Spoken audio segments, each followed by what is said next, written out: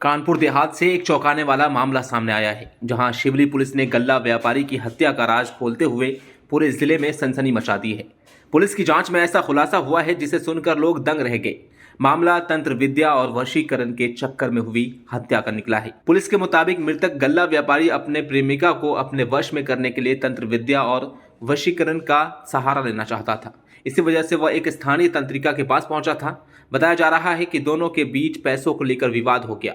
बात इतनी बढ़ी कि तंत्रिका ने व्यापारी की हत्या कर दी और मामला दबाने की कोशिश की। शिवली पुलिस ने इस पूरे मामले की तह तक पहुंचकर आरोपी तांत्रिक को गिरफ्तार कर जेल भेज दिया है। वारदात का खुलासा खुद पुलिस अधीक्षक श्रद्धा नरेंद्र पांडे ने प्रेस कॉन्फ्रेंस कर किया है और बताया है कि कैसे मामूली तंत्र विद्या और लालच के चक्कर में एक युवक की जान चली गई। देखिए, ये राजा बाबू पुत्र संत राम लगभग 26 वर्ष का एक युवक अरसदपुर शिवली का रहने वाला था। इसकी हत्या हो गई थी 24/11 को और बाद पीएम ये बात खुली कि ये इसका कॉज ऑफ डेथ, पहले हम लोग ये सोच रहे थे कि शायद सुसाइड हो, लेकिन बाद पीएम ये बात खुली कि ये मर्डर का केस है, जिसमें कि Neelu son of Vinod Gautam age 25 द्वारा इसकी हत्या की गई। जिस घटना को खोलते हुए हमने आला कत्ल और सारी चीज़ें और अन्य जो भी चीज़ें हैं इसकी बरामद की, तो इसमें बात ये निकल के आई है कि राजा बाबू एक लड़की को पसंद करता था जिसकी अप्रैल महीने में शादी कहीं और हो गई और वो गांव से चली गई। तब इस राजा बाबू ने नीलू को कांटेक्ट किया था और नीलू तंत्र क्रिया करता है, उसको 36,000 रुपये दे के कुछ क्रियाएं करी थी, जिसके बाद नवंबर में वो लड़की अपने मायके आ गई। उसकी बात कुछ अपने हस्बैंड के साथ लड़ाई हो गई, तो इसने ये मान लिया कि ज़रूर उस तंत्र क्रिया के रिजल्ट से ये आई है, तो क्यों ना मैं और अच्छी तंत्र क्रिया करा लूँ जिससे कि ये यहीं रह जाए, उससे अलग हो जाए और मुझसे शादी कर ले।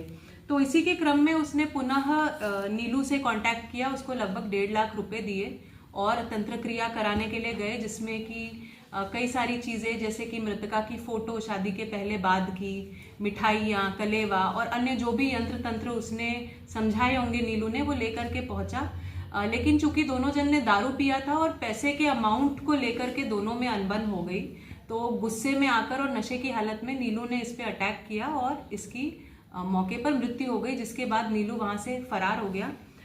कल हम लोगों ने 29 को नीलू को अरेस्ट कर लिया और उसकी निशादेही पे सारे जो भी आइटम्स उसने डिस्पोज किए थे, जिसमें कि आला कत्ल प्लस कुछ पेपर्स जो उसने जलाए थे, मृतक का मोबाइल, इन सब चीज़ों को हमने कल रिकवर करके इसको हिरासत में ले लिया। किस पॉइंट से ये क्लू मिला और किस तरीके से खुलासा हुआ? 2 चीज़ों से क्लू मिला। एक तो पीएम में जो कॉज ऑफ डेथ जिस तरह से आया वो सुसाइड नहीं लग रहा था, और उसके बाद फैमिली मेंबर्स ने, जो मृतक के फैमिली मेंबर्स है, उसने ये बताया कि इसने फ़ोन करके नीलू ने ही इसको बुलाया था।